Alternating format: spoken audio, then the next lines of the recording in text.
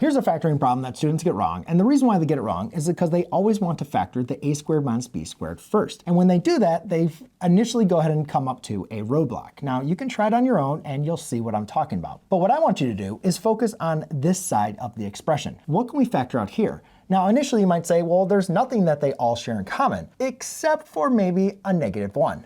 That's where the magic is.